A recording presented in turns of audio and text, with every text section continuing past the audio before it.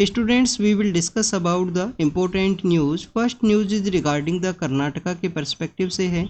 Students, recently Karnataka की government के द्वारा एक बिल है उसको प्रपोज किया गया कि जो पर्सन कर्नाटका से बिलोंग किया करते हैं, जिनका जन्म कर्नाटका के अंदर हुआ है, कि आप देखिए कि वो पर्सन जो 15 ईयर का जो समय है वो कर्नाटका के अंदर उनके द्वारा बिताया गया है और कर्नाटका का जो लैंग्वेज है कन्नड़ा लैंग्वेज उनको आता है, रीडिंग एंड राइटिंग की रिगार्डिंग में एक सर्टिफिकेट है उनके पर्सपेक्टिव से। तो उन पर्सनस को जो लोकल इंडस्ट्रीज हैं कर्नाटका के वहाँ पे सिचुएटेड, उनके द्वारा जॉब के अंदर रिजर्वेशन है वो ग्रांट किया जाए। आप देखिए कि कितना रिजर्वेशन है जो प्रपोज किया गया था बिल के अंदर में, कि जो नॉन मैनेजमेंट पोस्ट है वहाँ पे जो 70% जो लोकल पर्सन है उनको रिक्रूट किया जाए, ये उनका क्राइटेरिया है। कर्नाटका से बिलोंग करना चाहिए और 15 ईयर का समय क्या कर्नाटका के अंदर उनके द्वारा बिताया गया हो। और मैनेजमेंट जो पोस्ट है वहाँ पे 50% जो लोकल पर्सन है उनको रिक्रूट किया जाएगा। तो स्टूडेंट्स, इसके रिगार्डिंग में जो इंडस्ट्रीज है उनके द्वारा वॉइस है उसको रेज किया गया। तो उसी को देखते हुए कर्नाटका की जो गवर्नमेंट है उनके द्वारा बिल है उसको रोका गया है। जो एक्सपर्ट पर्सन है उनसे कंसल्ट किया जाएगा बिल के रिगार्डिंग में। स्टूडेंट्स, अगर हम डिस्कस करें इस न्यूज़ के पर्सपेक्टिव से तो आपको आर्टिकल जो 16 है हमारी कॉन्स्टिट्यूशन का, उसके बारे में ज़रूर से जानकारी होना चाहिए। आप देखिएगा आर्टिकल 16 क्या है कि पब्लिक एम्प्लॉयमेंट के अंदर में जो इक्वलिटी है वो ग्रांट किया जाएगा। बट आर्टिकल 16 के भी कुछ एक्सेप्शन हैं। इस एक्सेप्शन के रिगार्डिंग में आपको जो होमवर्क है वो दिया गया था कल के न्यूज़पेपर डिस्कशन के अंदर में, आपके द्वारा किसी के द्वारा उसका जो आंसर है वो नहीं दिया गया।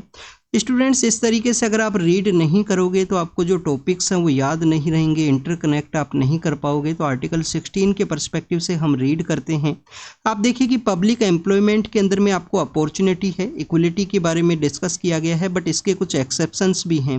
एक्सेप्शन है कि अगर रेजिडेंस को क्राइटेरिया बना दिया जाए, बट आपको जानकारी होना चाहिए कि फंडामेंटल राइट के रिगार्डिंग में जो भी अमेंडमेंट्स करने हैं, जो भी उसके रिगार्डिंग में लॉ का जो फ्रेमिंग है वो पावर किसके पास में है, पार्लियामेंट के पास में है। तो पार्लियामेंट के द्वारा अगर रेजिडेंस का कोई क्राइटेरिया किसी स्टेट के अंदर सेटअप कर दिया जाता है, जैसे कि आंध्र प्रदेश का एक एक्ट आपको देखने के लिए मिलता है, 1957 का वो एक्ट है। तो रेजिडेंस क्राइटेरिया को एक्सेप्शन माना गया है, वहाँ पे फंडामेंटल राइट का जो वायलेशन है वो नहीं माना जाएगा। स्टूडेंट्स, इसके अलावा आप देखिए कि रिलीजियस इंस्टीट्यूशन के अंदर रिक्रूटमेंट का जो प्रोसेस है, सपोज कीजिए किसी रिलीजन से बिलोंग करता है कोई इंस्टीट्यूशन, वहाँ पे रिक्रूटमेंट को कैरी करना है, तो अदर रिलीजन के जो पर्सन है उनके द्वारा ऐसा मान लिया जाए कि हमारा फंडामेंटल राइट का वायलेशन हुआ, सिर्फ इसी रिलीजन के जो पर्सन है उनको क्यों रिक्रूट किया गया। तो आप देखिए ये भी इसका एक्सेप्शन है कि रिलीजियस इंस्टीट्यूशंस के अंदर अगर रिक्रूटमेंट है तो वहाँ पे उसी रिलीजियस जो कम्युनिटी है उससे रिलेटेड जो पर्सन्स हैं उनको यहाँ पे कंसीडर किया जाएगा। इसके अलावा सपोज कीजिए किसी कम्युनिटी को एडिक्वेट रिप्रेजेंटेशन है, प्रॉपर रिप्रेजेंटेशन नहीं है जॉब्स के अंदर में, तो उनके रिगार्डिंग में अगर कोई रूल है उसको फ्रेम किया जाए तो उसको भी आर्टिकल 16 का जो एक्सेप्शन है वो माना गया है। रेजिडेंस यहाँ पे क्राइटेरिया है, पर कानून किसके द्वारा बनाना चाहिए, पार्लियामेंट के द्वारा यहाँ पे लॉ फ्रेमिंग का पावर दिया गया है फंडामेंटल राइट के पर्सपेक्टिव से। स्टूडेंट्स, जब भी फंडामेंटल राइट का वायलेशन होता है तो आप कहाँ पे अप्रोच कर सकते हो, क्या आप हाई कोर्ट के अंदर ही अप्रोच कर सकते हो या सुप्रीम कोर्ट के अंदर भी आप डायरेक्टली जा सकते हो। तो स्टूडेंट्स, हाई कोर्ट के अंदर में आप आर्टिकल 226 के थ्रू अप्रोच कर सकते हो। सुप्रीम कोर्ट के अंदर अगर हम डिस्कस करें तो आर्टिकल 32 के अंदर ये पावर दिया गया है एक सिटीजन को कि वो डायरेक्टली सुप्रीम कोर्ट के अंदर भी अप्रोच कर सकते हैं यहाँ पे फंडामेंटल राइट के वायलेशन के समय में। तो स्टूडेंट्स, ये कर्नाटका के पर्सपेक्टिव से कुछ बेसिक इन्फॉर्मेशन है जिनके बारे में हमने रीड किया इस बिल के पर्सपेक्टिव से।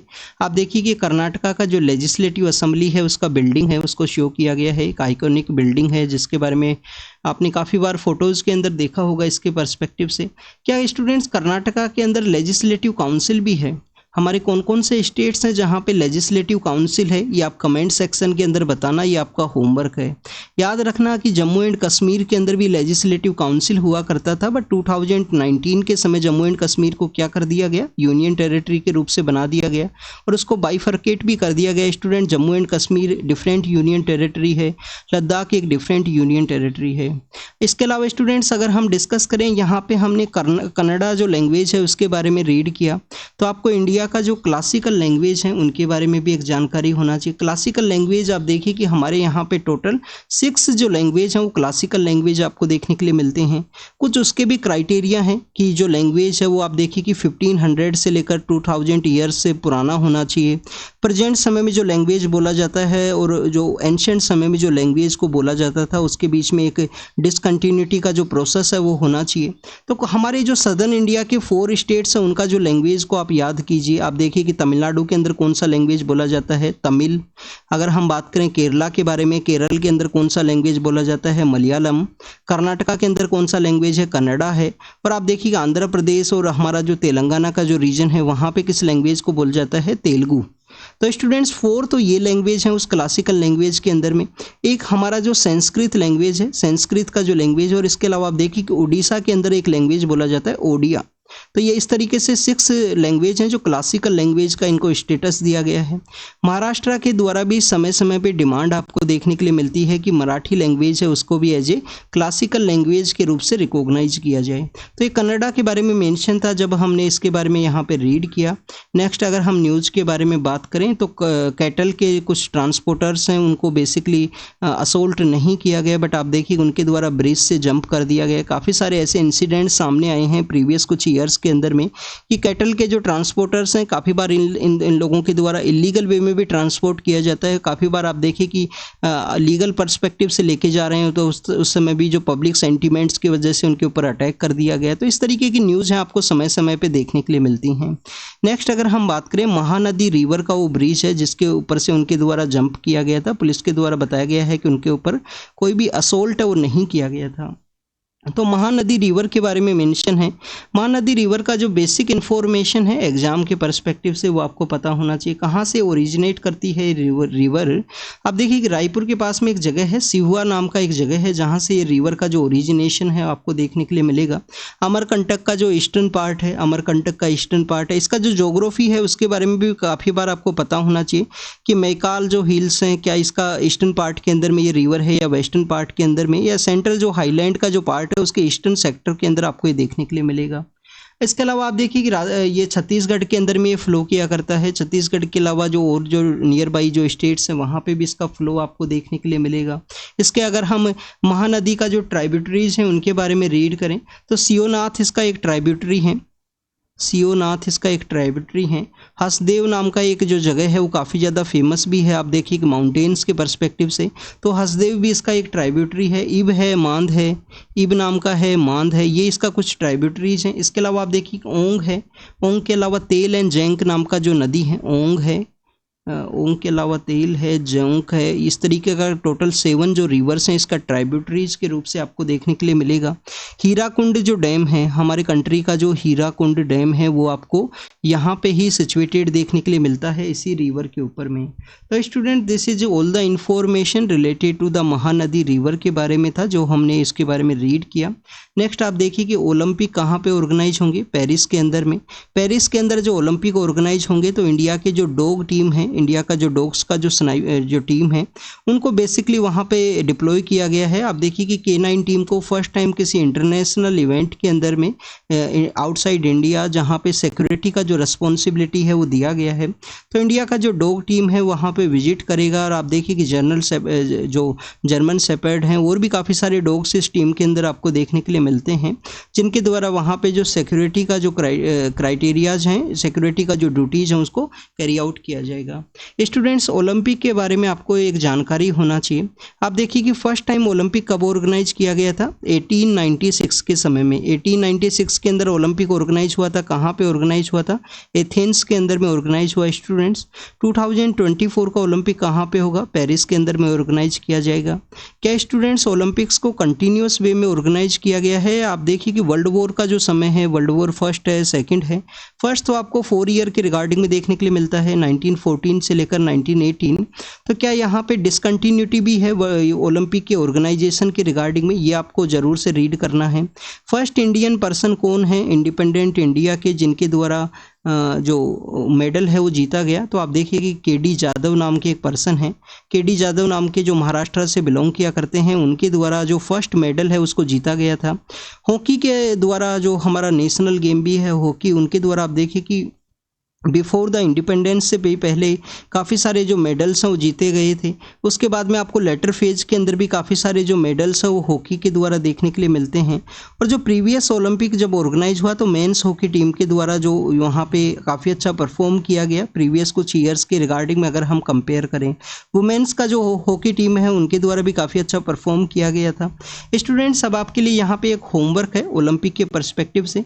ओलंपिक का जो रिंग्स हैं उनके बारे में आपने काफ़ी बार देखा होगा न्यूज़ के अंदर में। जब भी ओलंपिक का जो गेम्स होता है 5 जो रिंग्स हैं वो आपको देखने के लिए मिलती हैं इस तरीके से कनेक्टेड।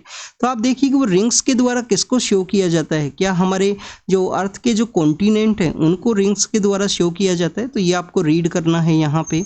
इसके अलावा स्टूडेंट्स, फर्स्ट इंडिविजुअल पर्सन जिनके द्वारा गोल्ड मेडल जीता गया हो इंडिया के अंदर में वो कौन है।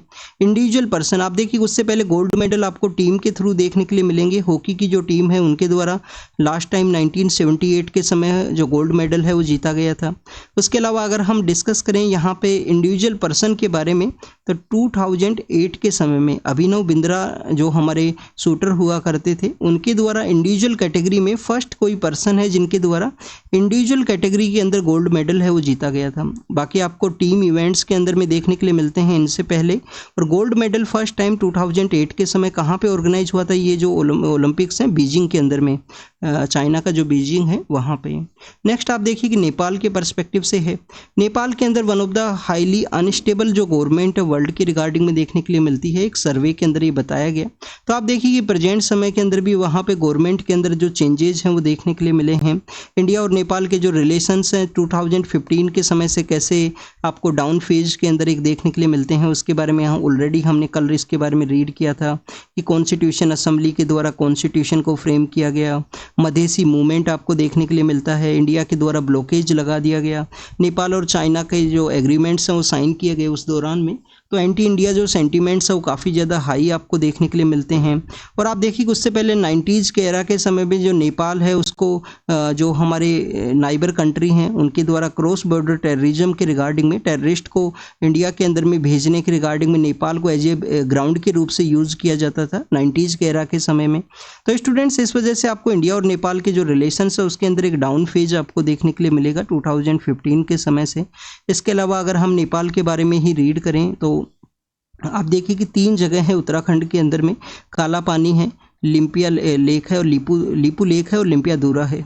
काला पानी, लीपू लेक और लिम्पियादुरा नाम की जो जगह हैं वो नेपाल के द्वारा क्लेम किया गया कि 1828 का जो उस समय का जो ट्रीटी है उसके थ्रू वो नेपाल के अंडर में हुआ करते थे। बट आप देखिए वो इंडिया के अंदर में है। इंटरेस्टिंग बात आपके लिए क्या है कि काला पानी के बारे में जब भी आप रीड करते हो तो आप रीड करते हो काला पानी की जो सज़ा है कहाँ पे दी जाती थी। काला पानी की सज़ा सेल्यूलर जेल है अंडमान एंड निकोबार के, वहाँ पे आप देखिए वहाँ का जो एयरपोर्ट है उसका भी नाम है VD Savarkar airport.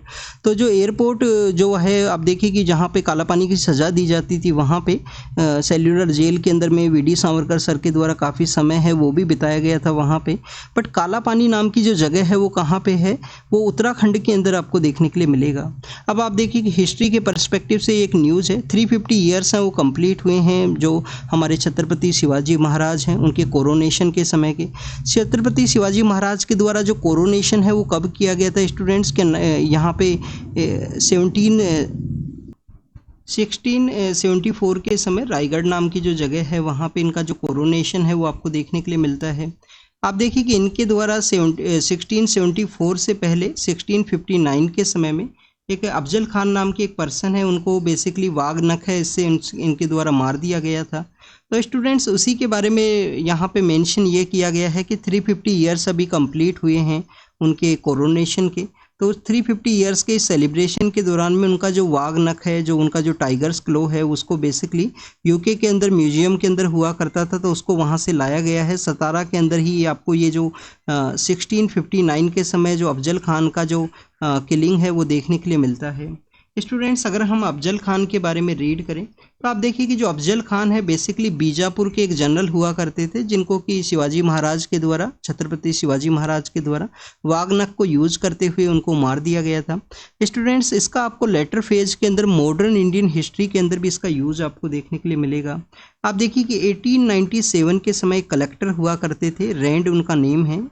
Collector red हैं, आप देखिए कि इनको बेसिकली असैसिनेट कर दिया गया था उस दौरान में। चापेरकर ब्रदर्स हैं, हमारे जो लोकमान्य तिलक साहब हैं, उनके द्वारा आप देखिए कि केसरी उनका एक न्यूज़पेपर था, केसरी के अंदर उनके द्वारा लिखा गया था शिवाजी का जो शिवाजी के बारे में उनके द्वारा एक पोएम है वो लिखा गया कि जैसे छत्रपति शिवाजी महाराज के द्वारा अपनी ड्यूटी है, अपनी जो रिस्पॉन्सिबिलिटी है उसको देखते हुए अफजल खान को मार दिया गया था उस दौरान में। तो हमारे जो कंट्री मैन है उनका रिस्पॉन्सिबिलिटी है कि हमारी जो लैंड है, क्योंकि आप देखिए उस समय फेमाइन का जो सिचुएशन है वो आपको देखने के लिए मिलेगा, फेमाइन का जो सिचुएशन आपको देखने के लिए मिलेगा।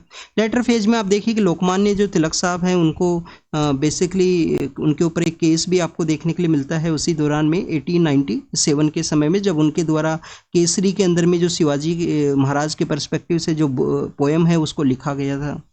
पोएम के पर्सपेक्टिव से अगर हम बात करें, शिवाजी का कुछ कथन के बारे में है पोएम, एग्जैक्ट जो नेम है वो मुझे याद नहीं है प्रेजेंट समय में। तो आप देखिए कि नेक्स्ट अगर हम बात करें न्यूज़ के बारे में, तो चांदीपुरा जो वायरस है उसके पर्सपेक्टिव से है। आप देखिए कि गुजरात के अंदर कुछ केसेज हैं वो सामने आए हैं। इससे पहले भी आप देखिए कि इसके जो केसेज हैं, चिकनगुनिया का जब आउटब्रेक हुआ था 1965 के समय, इसके जो केसेज हैं वो फर्स्ट टाइम डिटेक्ट किया गया था इस वायरस को। कहाँ पे ये जो वायरस है वो देखने के लिए मिलता है, एडीज जो मॉस्किटो है, आप देखिए जिनके द्वारा चिकनगुनिया है, डेंगू है, उसको स्प्रेड किया जाता है, तो उन्हीं के वहाँ पे आपको ये जो वायरस है उसका प्रेजेंस आपको देखने के लिए मिलेगा। इसके अलावा आप देखिए कि जो सैंड फ्लाई हैं उनके द्वारा भी इस वायरस को कैरी किया जाता है। तो गुजरात के वहाँ पे कुछ केसेस सामने आए हैं। नेशनल इंस्टीट्यूट ऑफ वीरोलॉजी है, कहाँ पे सिचुएटेड है, NIV पुणे के अंदर में, तो उसका कुछ कंफर्म केस है, डेथ है, उसके रिगार्डिंग में इसको डिटेक्ट किया गया। नेक्स्ट अगर हम बात करें, सेंटर के द्वारा स्टेट से डिस्कस किया गया है कि उनके द्वारा जो हमारा LGBT कम्युनिटी है उनको इक्वल राइट है वो दिया जाए प्रिजन के अंदर में। तो आप देखिए कि अब आपके लिए न्यूज़ है कि सेंटर के द्वारा किससे कंसल्ट किया गया, स्टेट को कहा गया। सेंटर के द्वारा स्टेट से क्यों कहा गया प्रिजन के बारे में, क्योंकि आप देखिए कि स्टूडेंट जो प्रिजन जो सब्जेक्ट है वो कहाँ पे है, स्टेट लिस्ट के अंदर में। प्रिजन जो सब्जेक्ट है वो आपको स्टेट लिस्ट के अंदर देखने के लिए मिलेगा। अगर हम बात करें LGBT कम्युनिटी के बारे में, तो नवतोष सिंह जेहर, सुरेश कुमार कौशल, वो जो केसेज हैं वो उन सभी के बारे में आपको जानकारी होना चाहिए। जो हिस्टोरिकल जर्नी है, नाज फाउंडेशन के समय में दिल्ली हाई कोर्ट का क्या जजमेंट हुआ करता था, फिर सुरेश कुमार कौशल के द्वारा उसको किस तरीके से चैलेंज किया गया, 2013 के समय में जो हमारे कोर्ट्स के द्वारा उसको रिकॉग्नाइज नहीं किया गया। बाद में आप देखिए कि जब KS पुट्टास्वामी केस आता है तो उसके थ्रू यहाँ पे फिर से जो ओपनिंग है वो आपको देखने के लिए मिलेगा, और नवतेज सिंह जौहर केस के थ्रू फिर रिकॉग्नाइज किया गया कि कंसेंट के थ्रू अगर सेम सेक्स यहाँ पे अलाउ किया गया कंसेंट के थ्रू वहाँ पे आप देखिए। बट आप देखिए कि स्पेशल मैरिज एक्ट के अंदर में अभी जो LGBT कम्युनिटीज़ के जो कपल हैं उनको नहीं रिकॉग्नाइज किया गया है। स्पेशल मैरिज एक्ट के अंदर में उनका जो रिकॉग्निशन है वो आपको नहीं देखने के लिए मिलता है। प्रिजन किसका सब्जेक्ट है, स्टेट लिस्ट के अंदर में है। सेंटर के द्वारा स्टेट से कहा गया कि आप इक्वलिटी बनाए रखें। ऐसे कुछ केसेस सामने आए थे कि कास्ट बेसिस पे उनको प्रिजन के अंदर भी जो डिवाइड है, डिस्क्रिमिनेशन है, वो देखने के लिए मिलता है। अगर हम बात करें 2016 के समय मिनिस्ट्री ऑफ होम अफेयर्स के द्वारा एक मैनुअल है उसको भी प्रिपेयर किया गया था। प्रिजन के रिगार्डिंग में स्टेट्स को मैनुअल दिया गया कि आपको इस मैनुअल के अकॉर्डिंग में जो स्टेट्स हैं वहाँ पे प्रिजन का जो मैनेजमेंट है, जो वहाँ पे एडमिनिस्ट्रेशन है, उसको कैरी करना है। नेक्स्ट अगर हम बात करें, जो स्ट्रीट के अंदर जो डॉग्स पाए जाते हैं उनके द्वारा आप देखिए कि फिर से एक जो चिल्ड्रन है उसके ऊपर अटैक किया गया। तो ऐसे काफ़ी सारे जो केसेज हैं वो सामने आए हैं। जो हमारा लोकल गवर्नमेंट का इंस्टीट्यूशन है, म्यूनसिपैलिटी है, पंचायती राज इंस्टीट्यूशन है, उनका रेस्पॉन्सिबिलिटी है कि जो स्ट्रीट के जो डॉग्स हैं उनका जो बर्थ एंड डेथ है उनको यहाँ पर रेगुलेट किया जाए। अगर आप देखिए कि मोर नंबर ऑफ डॉग्स हैं कंपेयर टू पीपल, या वहाँ पर जो लोग हैं उनके कंपेरिजन के अंदर में, तो उनको रेगुलेट करने का जो रिस्पॉन्सिबिलिटी है लोकल गवर्नमेंट का है। और ऐसे जो केसेज हैं समय समय पे सामने आए हैं। तो आप देखिए कि ऐसा ही एक इंसिडेंट है वो सामने आया था दिल्ली के नियर बाई एरियाज़ के अंदर में कि चिल्ड्रन के द्वारा, जो स्कूल गोइंग चिल्ड्रन था उसके द्वारा फिर पेरेंट्स को बताया नहीं गया कि पेरेंट्स के द्वारा उसको डांटा जाएगा इस तरीके से। और आप देखिए कि बाद में उसको रेबीज़ के जो सिम्टम्स है वो डेवलप हुए। तो इस तरीके से जब किसी डॉग के द्वारा बाइट किया जाता है तो एक लिमिटेड समय के अंदर में ही उनके द्वारा जो वैक्सीनेशन है उसको ज़रूर से करवाना चाहिए। स्टूडेंट्स, मुहर्रम का एक फेस्टिवल है जो चार मीनार के वहाँ पे इसको शो किया गया है। चार मीनार के बारे में आपको कुछ बेसिक इन्फॉर्मेशन है वो ज़रूर से होना चाहिए। सुल्तान मोहम्मद कुली कुतुब खां हैं, सुल्तान मोहम्मद कुली कुतुब खां हैं, उनके द्वारा 1591 के समय में, आप देखिए कि 1591 का वो समय है, सुल्तान मोहम्मद कुली कुतुब खां हैं, कुतुब शाह हैं, उनके द्वारा बेसिकली चार मीनार का जो कंस्ट्रक्शन है वो किया गया था। उनकी जो वाइफ है बागमती, उनका मेमोरी के अंदर में, बागमती नाम का उनका वाइफ है, उनका मेमोरी के अंदर में उनके द्वारा बेसिकली इसको किया गया। तो स्टूडेंट्स, नेक्स्ट अगर हम बात करें कुतुबशाही जो मोन्यूमेंट्स हैं, गोलकोंडा जो फोर्ट है उसको आप देखिए कि यूनेस्को का जो टेंटेटिव लिस्ट है उसके अंदर भी शामिल किया गया था। ये 2022 के समय भी काफ़ी बार न्यूज़ के अंदर में था। ये जो चार मीनार का जो एरिया है, गोलकोंडा जो फोर्ट है, जो कुतुबशाही डायनेस्टी के जो मोन्यूमेंट्स हैं उनको रिकॉग्नाइज किया गया यूनेस्को का जो टेंटेटिव लिस्ट है उसके अंदर में। वायनाड कहाँ पे है? वायनाड केरल के अंदर में है। ह्यूमन और एलिफेंट का जो कन्फ्लिक्ट है वो देखने के लिए मिला। तो उनके रिलेटेड जो पर्सन्स हैं उनके द्वारा जस्टिस का जो डिमांड है वो किया गया, जो ह्यूमन और वाइल्ड लाइफ के इस कन्फ्लिक्ट के अंदर में जो पर्सन है जिनका डेथ हुआ है, तो उसी के पर्सपेक्टिव से है। नेक्स्ट आप देखिए कि आर्टिकल 15 के बारे में हम रीड करते हैं कि there will be no discrimination, religion, race, caste, sex, place of birth, और ओनली जो शब्द है वहाँ पे यूज किया गया है। बट आप देखिए कि बेंगलोर के अंदर एक फार्मर है जिनके द्वारा जो ट्रेडिशनल जो हमारे ड्रेसिंग कॉन्सेप्ट है धोती का, रूरल एरियाज़ के अंदर में वो उनके द्वारा पहना गया था। उनके जो सन है उनके द्वारा उनको एक मूवी के पर्सपेक्टिव से थिएटर के अंदर ले जा रहे थे, बट आप देखिए कि उनको जो एंट्री है वो डिनाई किया गया। आर्टिकल 15 के अंदर कहा गया है कि किसी भी जो यहाँ पे जो पब्लिक जो इंस्टीट्यूशन है, या आप देखिए कि कोई भी जो जहाँ पे पब्लिक का मूवमेंट है, अगर वहाँ पे एंट्री को डिनाई किया जाता है तो डिस्क्रिमिनेशन का एक प्रोसीजर है वो देखने के लिए मिला। अब आप देखिए कि ट्रेडिशनल अटायर है, ट्रेडिशनल ड्रेसिंग का जो कॉन्सेप्ट है 2018-19 के समय ऐसा ही एक इंसिडेंट है दिल्ली के अंदर भी सामने आया था। नॉर्थ ईस्ट से बिलोंग करने वाली एक वुमेन है, उनके द्वारा अपना जो ट्रेडिशनल ड्रेस है वो पहना गया। जैसे सपोज कीजिए कि वो खासी कम्युनिटी है उससे वो बिलोंग किया करती हैं, तो उनका जो ड्रेसिंग है वो उनके द्वारा पहना गया था। उनको भी दिल्ली के अंदर इसी तरीके से एक रेस्टोरेंट के अंदर जो एंट्री है वो डिनाई किया गया था। पेरियार टाइगर रिजर्व के बारे में है, कहाँ पे है, कुछ फाइनेंशियल इरेगुलेटरीज हैं वो सामने आई हैं पेरियार टाइगर रिजर्व के वहाँ पे। केरला के अंदर में एक हाईलैंड का एरिया है जिसको कि हम इडुक्की डिस्ट्रिक्ट के नाम से जानते हैं। बट आप देखना स्टूडेंट्स, याद ये रखना है कि सिर्फ इडुक्की डिस्ट्रिक्ट के अंदर नहीं है, एक और डिस्ट्रिक्ट है जिसके साथ अपना एरिया है वो शेयर करता है, Periyar tiger reserve. Periyar tiger reserve के बारे में जब भी हम रीड करते हैं तो आपको पता होना चाहिए कि एक तो पंबा नाम का जो रिवर है, पेरियार नाम का जो रिवर है, दो रिवर हैं जो फ्लो किया करती हैं इस टाइगर रिजर्व से। कंबोडिया, आप देखिए कि Vietnam, Laos, Cambodia, Vietnam, Laos, Cambodia and Myanmar का जो रीजन है वहाँ पे काफ़ी सारे इंडियन पर्सनस हैं जिनको कि जॉब रैकेट के थ्रू ले जाया जाता है। बाद में साइबर क्राइम के जो सेंटर्स हैं उसके अंदर उनके द्वारा वर्क किया जाता है। तो कुछ पर्सनस को आइडेंटिफाई किया गया। हमारी मिनिस्ट्री ऑफ होम अफेयर्स का एक इंस्टीट्यूशन है I4C के मिनिस्ट्री ऑफ होम अफेयर्स का एक इंस्टीट्यूशन है I4C के नाम से हम उसे जाना करते हैं, जिसका मेन वर्क यही है कि साइबर क्राइम एंड जो कोऑर्डिनेशन का जो प्रोसेस है उसके रिगार्डिंग आइडेंटिफाई करना। तो बताया गया है कि काफ़ी सारे इंडियंस हैं जिनको जॉब के थ्रू रिक्रूट किया गया और वहाँ पे साइबर क्राइम के जो एक्टिविटीज़ हैं उसके अंदर में फोर्स किया जाता है। नेक्स्ट अगर हम बात करें इंडिया के पर्सपेक्टिव से है, आप देखिए कि ग्लोबल एग्रीकल्चर प्रोडक्शन के अंदर में, ग्लोबल जो एग्रीकल्चर प्रोडक्शन है उसके अंदर इंडिया का जो रैंकिंग है वो सेकंड है। एग्रीकल्चर प्रोडक्शन के अंदर में जो रैंकिंग है वो कितना है? सेकंड है। बट अगर हम बात करें स्टूडेंट्स ग्लोबल जो एग्रीकल्चर का जो एक्सपोर्ट है उसके अंदर में इंडिया का जो रैंकिंग है वो आपको 8th नंबर के ऊपर देखने के लिए मिलता है। जो हमारा एग्रीकल्चर एक्सपोर्ट है वो काफ़ी कम क्यों है? एग्रीकल्चर एक्सपोर्ट काफ़ी कम इस वजह से है स्टूडेंट्स, एक तो आप देखिए कि 2.4% है एग्रीकल्चर एक्सपोर्ट के अंदर हमारा कंट्रीब्यूशन और 8 हमारा रैंकिंग है। एक तो आप देखिए कि हमारे यहाँ पे लार्ज पॉपुलेशन है तो उसका भी जो फुलफिल है उसके रिगार्डिंग में हम सेल्फ कंजप्शन के पर्सपेक्टिव से उसको यूज़ करते हैं। नेक्स्ट स्टूडेंट्स, इसके बिहाइंड में पोस्ट हार्वेस्ट के जो लॉस्ट हैं उसको भी एक मेन रीजन है वो माना गया। आप देखिए कि ड्यूरिंग द प्रोसेसिंग के दौरान भी काफ़ी सारा जो लॉस्ट है वो एग्रीकल्चर के अंदर देखने के लिए मिलता है। बट आफ्टर द जो एग्रीकल्चर जो क्रॉप है, कोई भी प्रोडक्ट है उसको कट कर लिया गया, उसके बाद में भी काफ़ी सारे लॉस्ट हैं उसके बारे में यहाँ पे डिस्कशन किया गया है। तो स्टूडेंट्स अगर हम बात करें हमारे यहाँ पे आप देखिए कि पॉपुलेशन कंटिन्यूस इंक्रीजिंग साइज के अंदर में है, तो जो न्यूट्रिशनल सिक्योरिटी है, न्यूट्रिशनल जो सिक्योरिटी है वो इंक्रीज हुआ है। न्यूट्रिशनल सिक्योरिटी को फुलफिल करना भी रिस्पॉन्सिबिलिटी है। वैसे भी आप देखिए कि लार्ज नंबर ऑफ केसेज हमारे यहाँ पे स्टंटिंग है, ओबेसिटी है, वेस्टिंग के जो केसेज हैं वो सबसे ज़्यादा हैं इंडिया के अंदर में।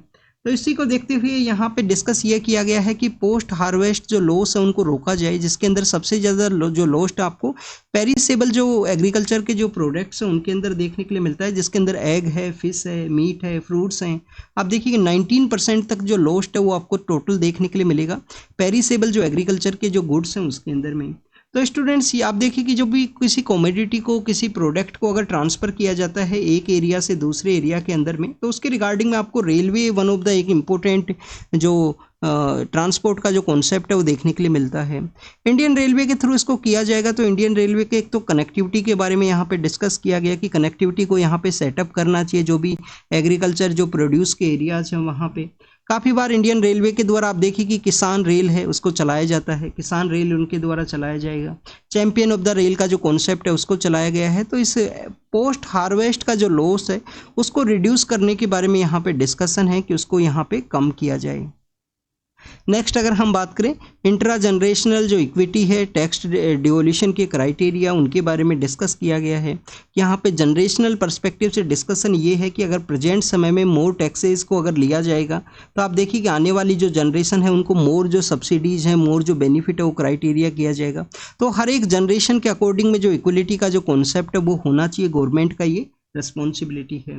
तो स्टूडेंट्स यहाँ पे जो स्मॉल जो हमारे स्टेट्स हैं, जो हाई इनकम स्टेट्स हैं, उनके पर्सपेक्टिव से भी डिस्कशन है कि ऐसे जो स्टेट जिनके पास में लो इनकम का कॉन्सेप्ट है, उनका जो स्पेंडिंग है, उन सभी क्राइटेरियाज़ के बारे में डिस्कस किया गया है इस आर्टिकल के अंदर में, जिसके अंदर बेसिकली स्टूडेंट्स यहाँ पे ये बताया गया कि जो डिवोल्यूशन है, यूनियन टैक्स का जो डिवोल्यूशन है स्टेट्स को आप देखिए कि फाइनेंस कमीशन के द्वारा उसको डिस्कस किया, उसको सेटअप किया जाता है एवरी 5 ईयर्स के अंदर में। फाइनेंस कमीशन का आर्टिकल आपको पता होना चाहिए, 280 का आर्टिकल है।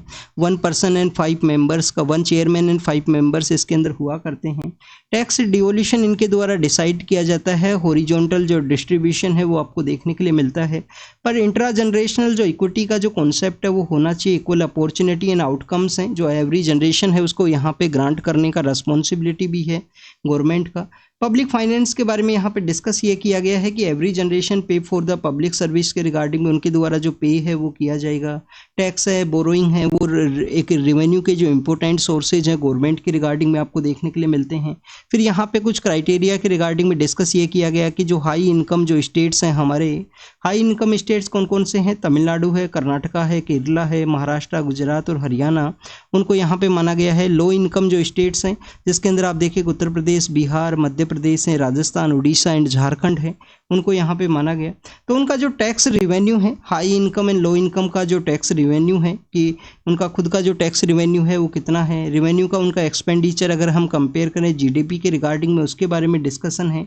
और यहाँ पे डिस्कशन ये किया गया है कि हर एक जनरेशन को इक्विटी है वो ग्रांट करना चाहिए, रिस्पॉन्सिबिलिटी है किसका, गवर्नमेंट का।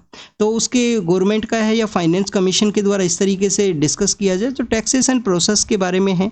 अभी हमारे यहाँ पे आप देखिए कि जो लास्ट फाइनेंस कमीशन के द्वारा टैक्सेशन का जो डिवोल्यूशन है वो कितना डिसाइड किया गया था, 41% डिसाइड किया गया।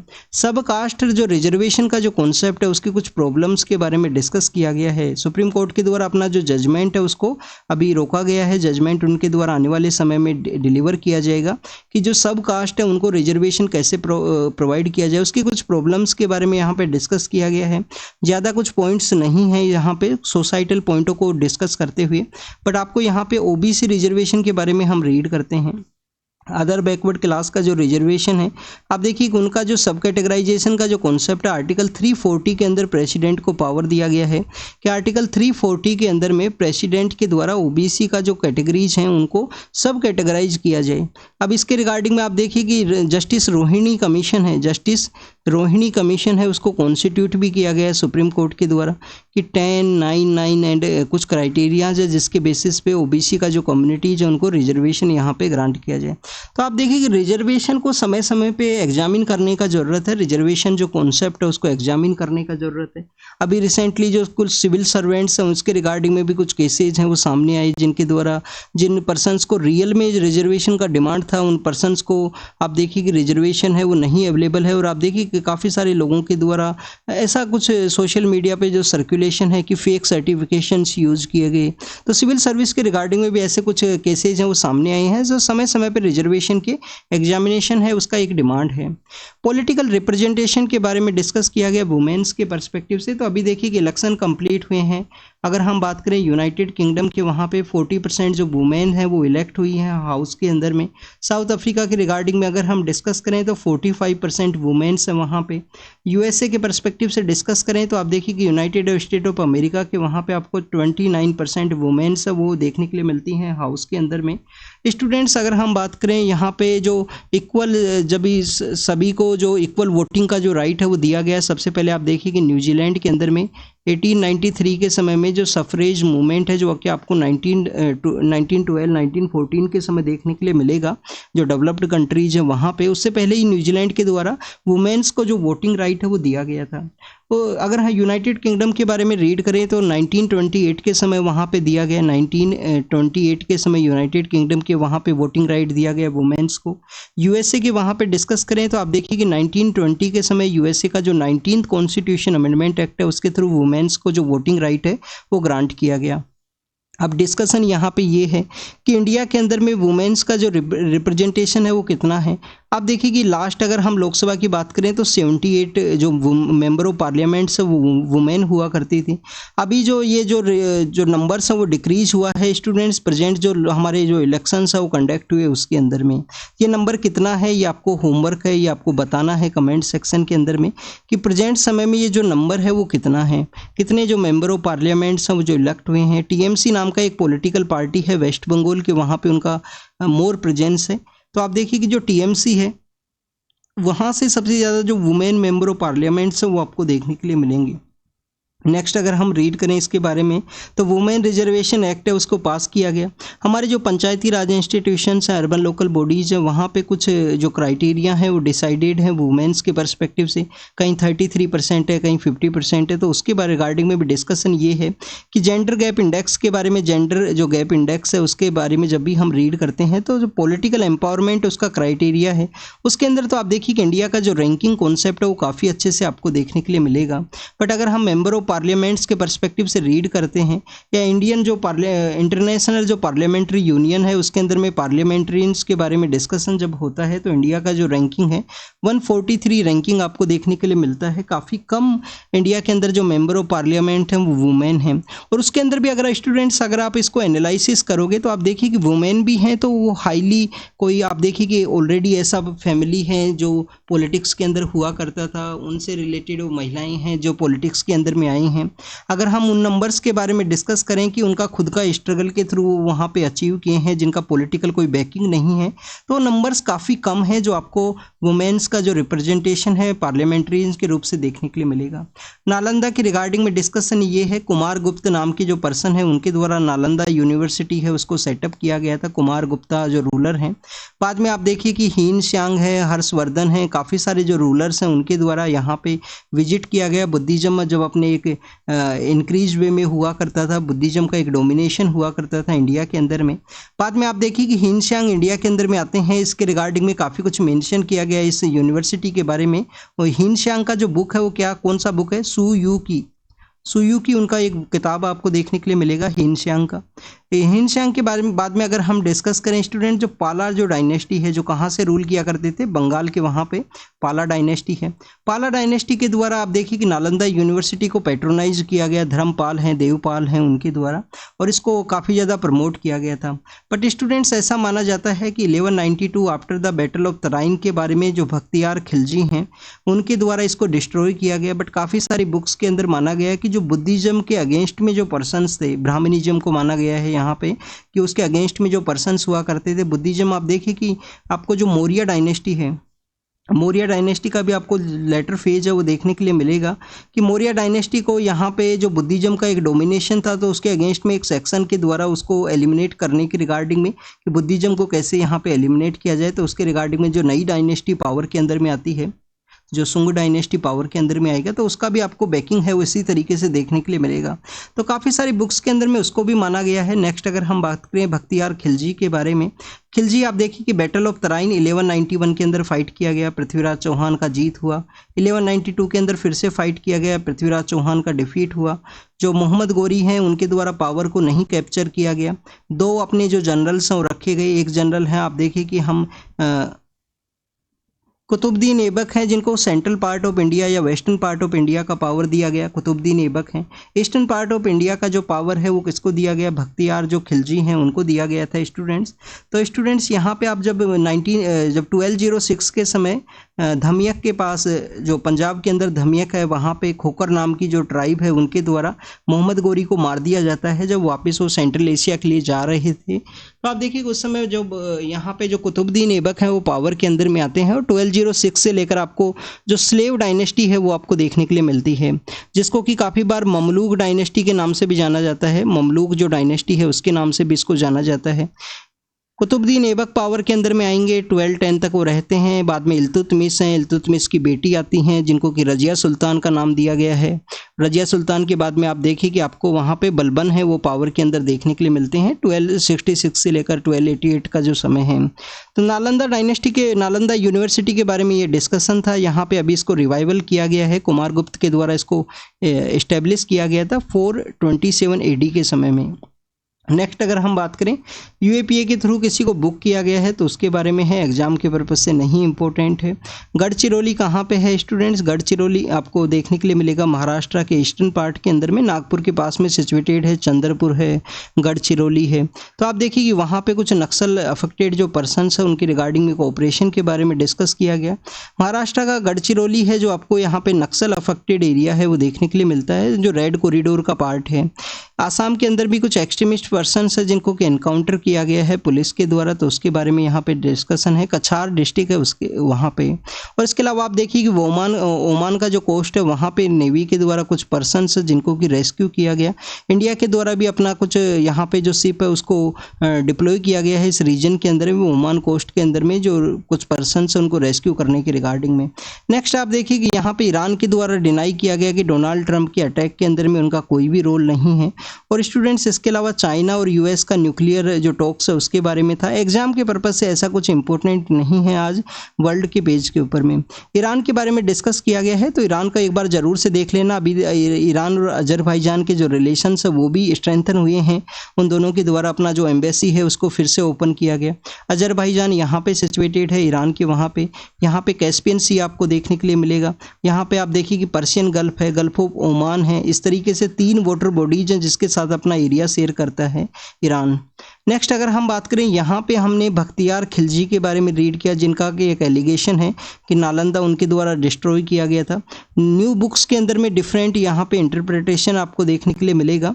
हमारा जो सतीश चंद्र बुक है उसके अंदर में आप देखिए कि यहाँ पे सतीश चंद्र बुक के अंदर माना गया है कि उसका जो डिस्ट्रॉय है वो किसके द्वारा किया गया, बख्तियार खिलजी के द्वारा। अब आपके लिए यहाँ पे एक होमवर्क है। होमवर्क आपके लिए ये है कि कुतुब मीनार के बारे में हम रीड करते हैं। कुतुब मीनार किसके द्वारा बनाया गया, कुतुबुद्दीन ऐबक के द्वारा। 1206 से लेकर यहाँ पे अभी ये रहा 1206 से लेकर 1210 तक वो पावर के अंदर में रहे हैं इंडिया के अंदर में। तो आप देख कुतुब मीनार उनके द्वारा बनाया गया, बाद में इल्तुतमिश के द्वारा उसको मोर कंस्ट्रक्ट किया गया था। बाद में आपको और भी डिफरेंट जो किंग्स हैं उनके द्वारा उसका जो रिनोवेशन एंड रिकंस्ट्रक्शन है वो देखने के लिए मिलता है। कुतुब मीनार आप देखिए कि किसका मेमोरी के अंदर बनाया गया है। क्या कुतुबुद्दीन ऐबक ने अपने ही मेमोरी के अंदर बनाया है, बख्तियार खिलजी का मेमोरी के अंदर है, या बख्तियार काकी नाम के एक सेंट हुआ करते थे। बख्तियार, अब नेम आप देखिए कि सिमिलर नेम है। बख्तियार खिलजी हैं जो जनरल हैं, जो ईस्टर्न पार्ट ऑफ इंडिया के वहाँ पे मोहम्मद गोरी के जनरल हुआ करते थे, और बख्तियार काकी एक सेंट हैं। तो क्या किसकी मेमोरी के अंदर कुतुब मीनार को बनाया गया, तो उसके बारे में आप कमेंट सेक्शन के अंदर बताना, ये आपका होमवर्क है। तो this is all the information related to the today's newspaper. Read कीजिए, रिवाइज कीजिए, जो भी इन्फॉर्मेशन आपको मिला हो उसको नोट डाउन कीजिए। स्टूडेंट्स होमवर्क जो भी पूछा गया है उसके अंदर पार्टिसिपेट कीजिए। नहीं पता है तो अपना बुक को ओपन करो, अपना आपका जो भी बुक है उस सब्जेक्ट से रिलेटेड उससे जाके रीड करो, गूगल करो, नोट्स के अंदर उसको बार बार लिखो जिससे कि आपको यहाँ पे याद रह पाए। क्योंकि आप देखिए कि कोई भी टॉपिक अगर न्यूज़ के अंदर है, सपोज कीजिए अगर हम इस बिल के बारे में रीड करें तो इस बिल को कंटिन्यूस 2 डेज से डिस्कस किया गया है न्यूज़पेपर के अंदर में, फिर इसके रिगार्डिंग में आपको कोई एडिटोरियल देखने के लिए मिलेगा। बाद में आप देखिए कि 10-15 दिन के बाद में फिर से कोई एडिटोरियल आएगा जिस पर्सन के द्वारा लिखा जाएगा उस टॉपिक के बारे में। तो एक टॉपिक आपको कम से कम 7 डेज या 10 डेज के आसपास न्यूज़ के अंदर हुआ करता है। तो बार बार उस टॉपिक को जब रीड करते हो, जैसे चांदीपुरा वायरस है, इसके बारे में भी कल हमने रीड किया था। 1965 के समय फर्स्ट टाइम आइडेंटिफाई किया गया। 2003 के समय चिकनगुनिया के केसेज आए, जब फिर से इसके नंबर्स जो केसेज है northern part of Maharashtra and Gujarat के सदर्न पार्ट के अंदर केसेज सामने आए। अब फिर से एक इसका डेथ है उसके न्यूज़ आई है सामने। तो ऐसे आपको जो टॉपिक्स हैं वो पता होना चाहिए। तो thank you students, thank you very much.